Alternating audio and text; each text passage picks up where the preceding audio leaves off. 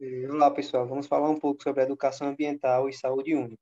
Nossa equipe ela é composta por Francisco Alan, Júlia Galvão, Lucas da Rocha e Matheus Lima.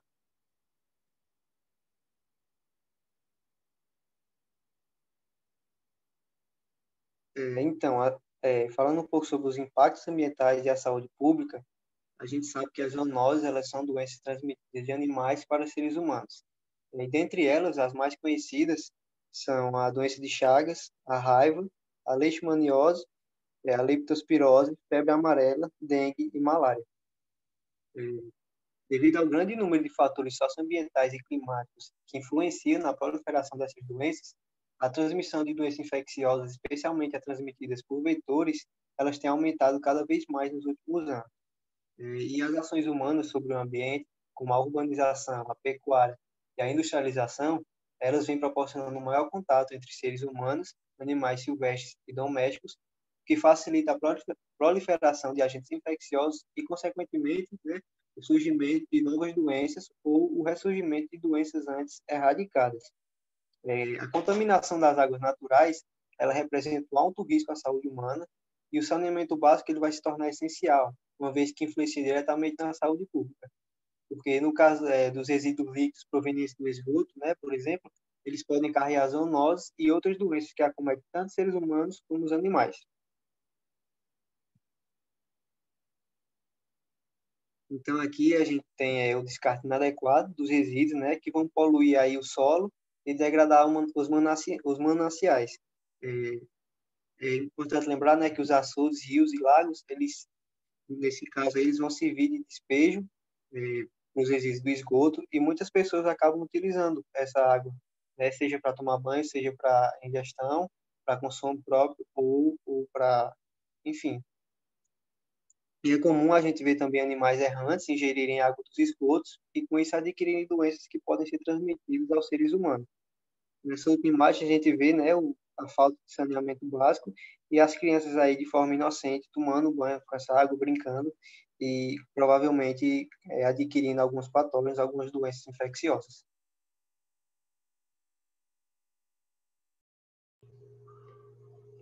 Agora eu vou falar um pouquinho sobre a importância da preservação ambiental e controle de patógenos com potencial zoonótico. As zoonoses são as principais doenças que atingem os seres humanos desde a Idade Média. Na Idade Média, tiveram duas importantes doenças que dizimaram grande parte da população da Europa e da Ásia, que foram a peste negra, que era uma doença transmitida de carrapatos, de ratos para seres humanos, e a gripe espanhola, que é um vírus H1N1. Recentemente, houve e ainda existem vírus oriundos de animais, como foi o caso do ebola, transmitido de morcego para seres humanos, da gripe suína, de porcos para seres humanos, da gripe aviária, de aves para seres humanos, e mais recentemente do coronavírus, que foi transmitido de um animal, provavelmente morcego, para pangolim, que foi ingerido e o vírus sofreu mutação e transmitiu para o ser humano. A preservação do meio ambiente, bem como da biodiversidade, configura-se como importantes métodos na prevenção da transmissão de doenças.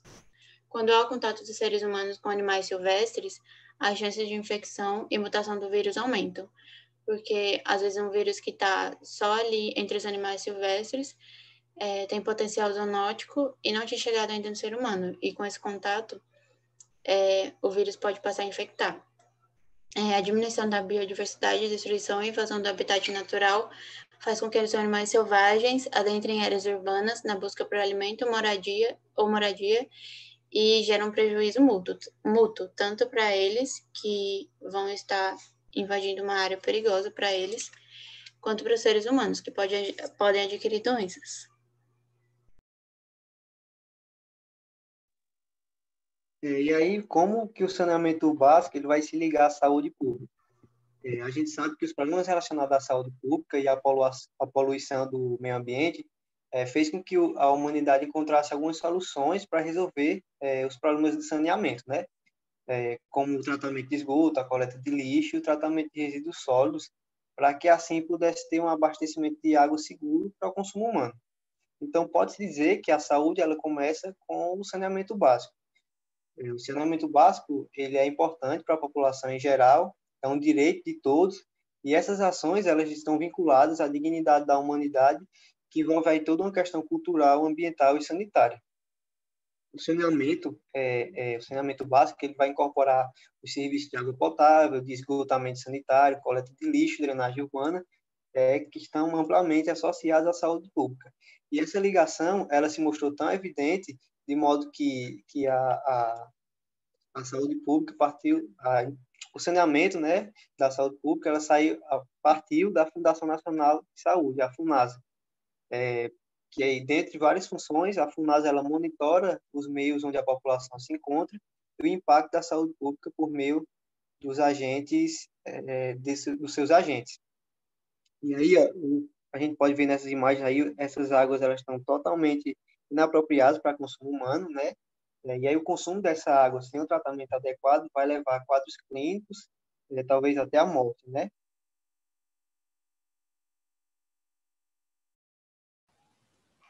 Então, pessoal, sabe-se que a água sem tratamento pode levar a doenças, mas a doença se instala através de alguns agentes, e a água pode carregar esses agentes. A água pode carregar bactérias, vírus e protozoários, como também mites.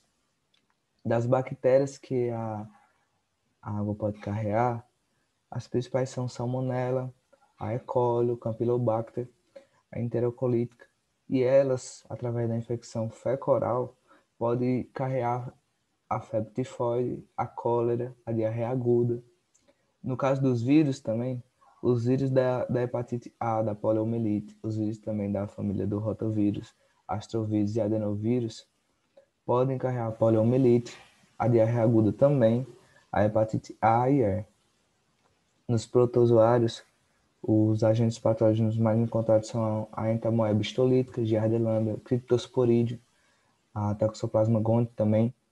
E esses podem carregar tanto a diarreia aguda como a toxoplasmose. Nos eumintes, os eumintes mais evidentes são o tricúris, o ácido lumbricoides, ancilóstoma, Schistosoma massone, complexo da teníase cisticercose, através da Taenia sólida e a Taenia saginata. E todos esses patógenos podem ser adquiridos através da água e causar a doença nos humanos e também nos animais.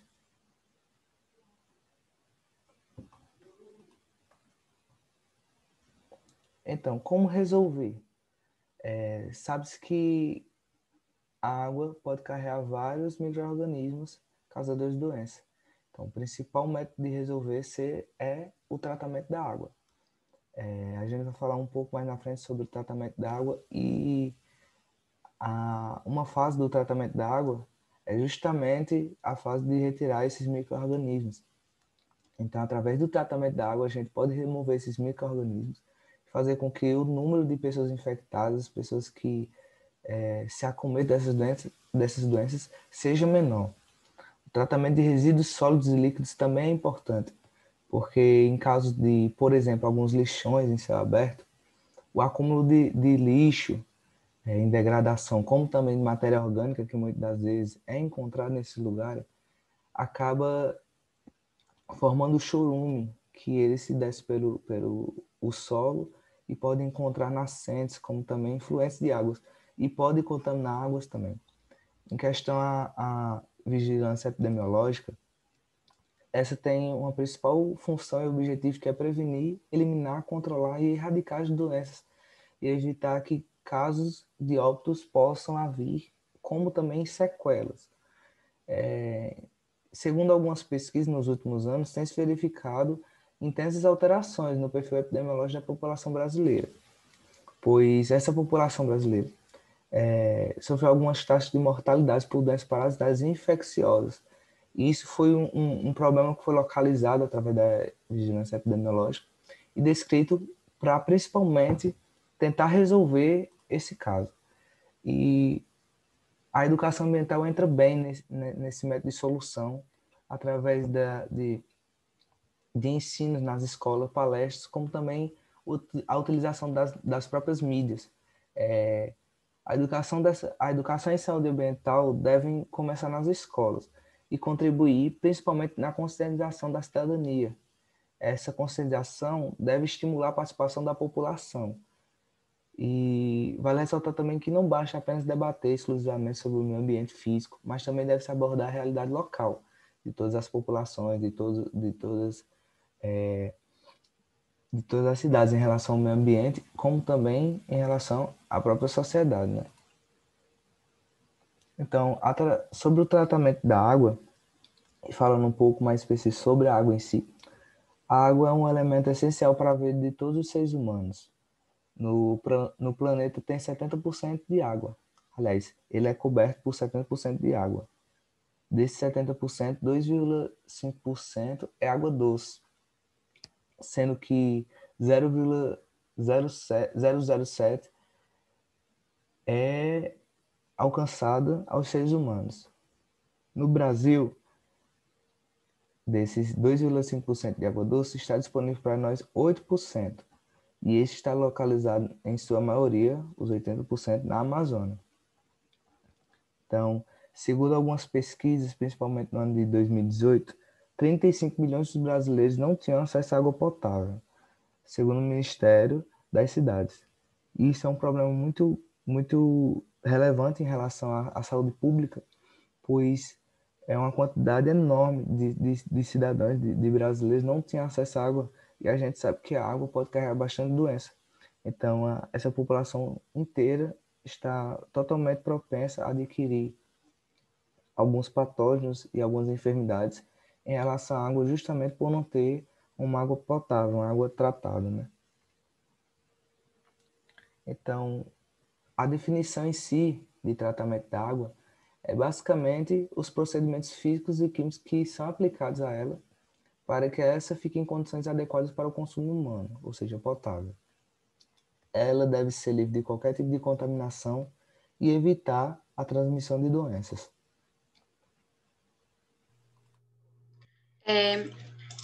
O tratamento da água, ele consiste em 6 principais fases. A primeira, a captação. Consiste na captação da água e retirada dos materiais sólidos, dos dejetos sólidos que vêm com ela. São os maiores, ela passa por um gradeamento e esses dejetos sólidos são retirados.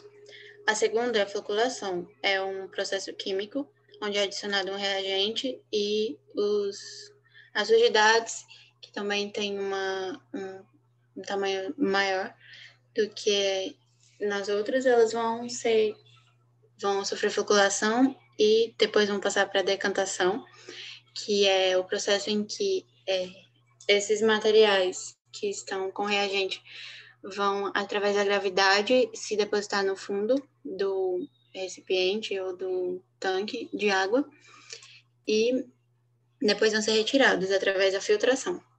Na filtração, esses materiais vão ser retirados e também outros dejetos menores vão ser retirados da água. Um dos processos finais é a desinfecção, que antes de ir para o reservatório de água, são adicionados outros produtos químicos, como cloro e flúor, e é feito o controle do pH. Na distribuição, depois de tratada, a água está pronta para ser distribuída à população e por meio de um complexo de reservatórios, adutores e subadutores.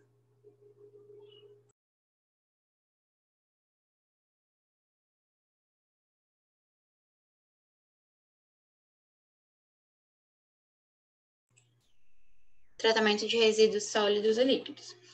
Como a gente sabe, grande parte dos dejetos de empresas, de lixo e outros resíduos produzidos pelos seres humanos são depositados ou no meio ambiente ou na água, e não são destinados aos lugares que deveriam, como aterros sanitários e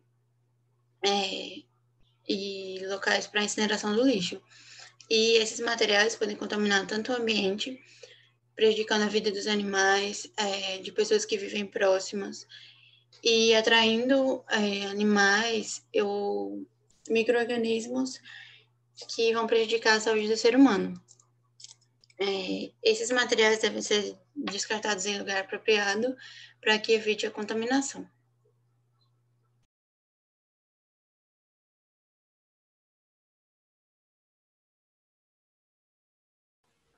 Então, pessoal, falando um pouco melhor sobre os resíduos líquidos, esses resíduos são provenientes de indústrias e também dos domicílios.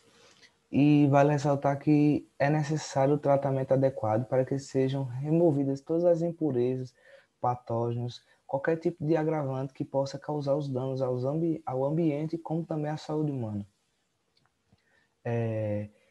Eles são provenientes, acima de tudo, dos esgotos. Por isso, devem passar por estações de tratamento de água residuais, chamadas UETA. O tratamento de esgoto consiste na remoção física, química e biológica dos poluentes e micro-organismos, de forma a atender os padrões da saúde e da qualidade ambiental. Esse tratamento possui basicamente 4 fases. Dentre elas se encontram o pré-tratamento, o tratamento primário, o tratamento secundário e o tratamento terciário. Falando um pouco resumidamente dessas fases, o pré-tratamento é justamente a separação grosseira dos líquidos, que também é chamado de gradeamento. Em suma, ele é apenas a separação da carga de poluentes e resíduos, como garrafa PET, também objetos de consumo que, por alguma forma, chegou a esses esgotos. Nessa fase também de pré-tratamento, existe nas instalações de tratamento as caixas de areia, onde essa água do esgoto entra e fica parada esperando a decantação, para que seja retirada toda a areia dessa água e assim esse resíduo, essa água possa prosseguir até a fase de tratamento primário. No tratamento primário, essa matéria poluente é separada da água por sedimentação, através da floculação do efluente, como foi dito, e assim possa-se ter a adição do sulfato de alumínio ou do cal hidratado. Essa adição é colocada na água e isso acaba causando uma coagulação desse sedimento, e esse sedimento fica presente no decantador primário. Aí, através dessa decantação, se tem o produto sólido, que no caso é o lodo, que é toda a parte das impurezas, e o produto líquido. Esse produto líquido será continuado o processo até entrar no tratamento secundário. No tratamento secundário, basicamente, é a matéria orgânica, no caso o poluente, que é a parte que é consumida por micro-organismos nos chamados setores biológicos.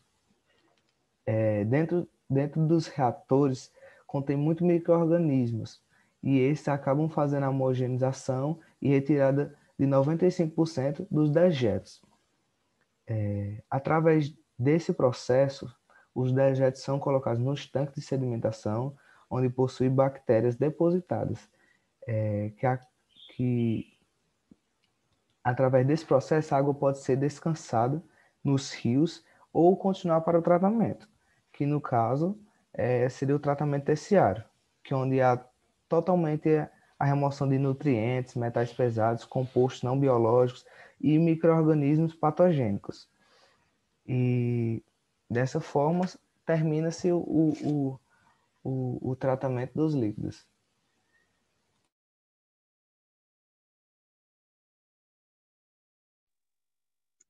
Bem, pessoal, e aqui só um pequeno resumo de praticamente tudo que foi falado em questão de tratamento dos resíduos sólidos e líquidos, né?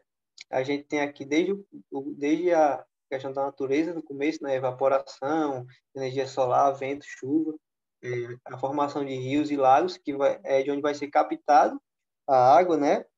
E aí ela vai para a estação de tratamento de água, vai passar por todas aquelas fases lá que a Júlia falou, vai para o reservatório, do reservatório é que ela vai para a rede de abastecimento da população, né? Aí a população usa essa água e depois vai para a rede de coleta de esgoto. Aí esses resíduos que vêm do esgoto, vai passar por tratamento preliminar, né? Aquele gradeamento, desarenador, depois tratamento químico para correção do pH.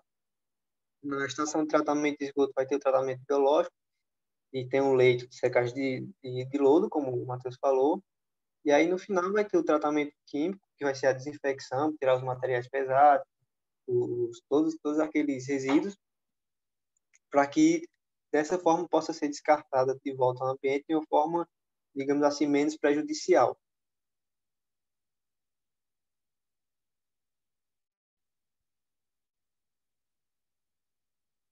E é isso, pessoal. Espero que vocês tenham gostado. Muito obrigado pela atenção.